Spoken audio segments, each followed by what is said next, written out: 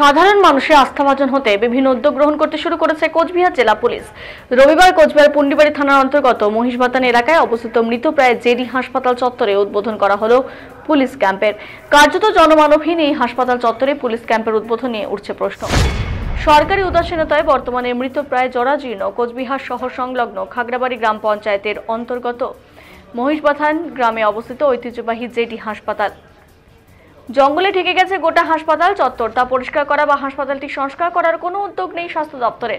হাসপাতালটিকে মহকুমা হাসপাতাল অথবা সুপার স্পেশালিটি হাসপাতাল রূপান্তরিত করার দাবি উঠেছে বারবার, কিন্তু মানুষের দাবিকে কোনো রকম গুরুত্ব দেয়নি রাজ্যের বর্তমান সরকার। কোচবিহারে মহারাজা নির্মিত কোচবিহার শহর সংলগ্ন খাগড়াবাড়ি গ্রাম পঞ্চায়েত এলাকার মহিষবাতান গ্রামে 24 একর অর্থাৎ 72 বিঘা জমির ওপর জেডি হাসপাতাল প্রতিষ্ঠিত হয় 1947 সালে, কিন্তু সরকারি উদাসীনতায় বর্তমানে এই হাসপাতাল মৃতপ্রায় জরাজীর্ণ। ইতিমধ্যে বেশ কয়েকটি ওয়ার্ড বন্ধ করে দেওয়া হয়েছে।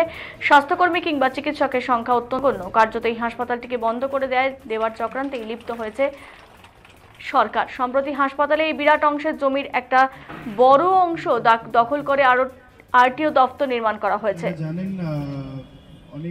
120 শয্যা বিশিষ্ট এই জেডি হাসপাতালে একসময় এখানে নিম্ন আসাম, আলিপুরদুয়ার, ফালাকাটা এবং কোচবিহার জেলার বিভিন্ন প্রান্ত থেকে মানুষ আসতেন। সরকারের চরম উদাসীনতায় এই সবই আজ অতীত। আর মৃতপ্রায় হাসপাতালে এই পুলিশ ক্যাম্পের নির্মম রসিকতা নামান্তর মাত্র বলেই অভিমত বড় অংশের মানুষের।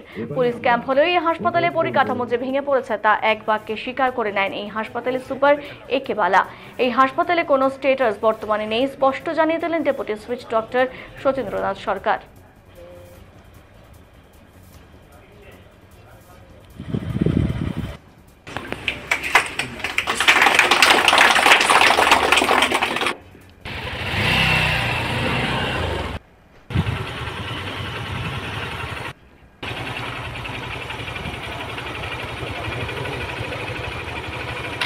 কিন্তু এসে নাই পরিষেবাটা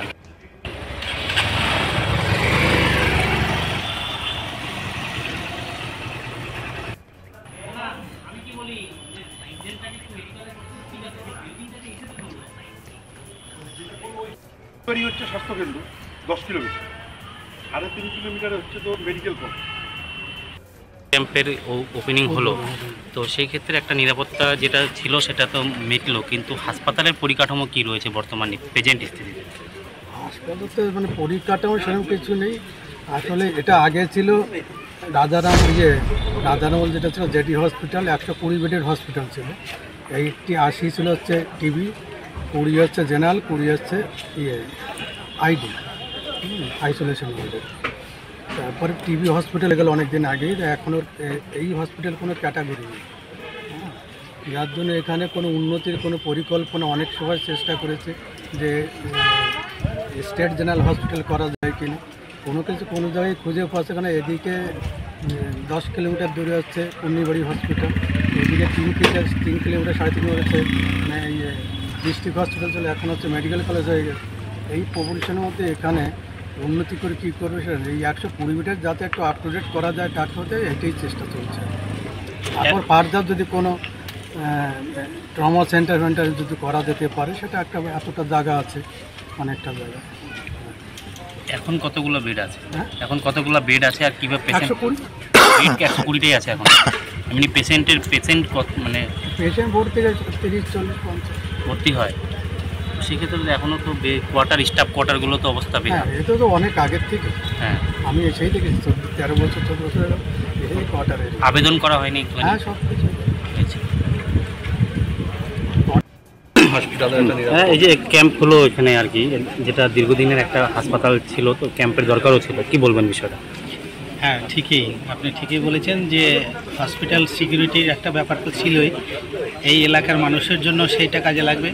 হসপিটালটা এরিয়াটা এত বড় যে সেটা দেখভাল করাটা সত্যিই চাপের ছিল। কিছু অনৈতিক কাজকর্ম বোধহয় রাতে হয় বলে আমাদের কাছে খবর ছিল, সেই জিনিসটাও কারেকশান হয়ে যাবে বলে আশা করছি। এবং হসপিটালের স্টাফরা যেটা ইনসিকিউর ফিল করছিল বা পেশেন্টরা, সেটাও আশা করছি এখন থেকে সেটা থাকবে না। আচ্ছা স্যার, 120 বেডের সিট রয়েছে, কিন্তু স্টেট জেনারেল হসপিটাল শুরু করে হসপিটাল প্রিমিসেসে একদম জঙ্গল হয়ে আছে, কি বলবেন বা এই ব্যাপারে কি ভাবছেন? না, এটা অ্যাকচুয়ালি কোনো স্ট্যাটাসের মধ্যে এই মুহূর্তে নেই। নেই, সেটাই। এটা আগে ছিল টিবি হসপিটাল, তো প্র্যাকটিক্যালি টিবি হসপিটাল জিনিসটা উঠে গেছে, মানে ট্রিটমেন্ট সিস্টেমটা এমন চেঞ্জ হয়েছে, সেই জন্য এটা আদার হসপিটালের মধ্যে পড়ছে। সেই জন্য এই মুহূর্তে এটার কোনো স্ট্যাটাসের মধ্যে আমরা পাচ্ছি না। মানে সেটা কি করা যেতে পারে ভবিষ্যতে? সেটা হায়ার লেভেলকে আমরা জানিয়েছি, এখনও তো আমরা কিছু মানে স্ট্যাটাস পাইনি।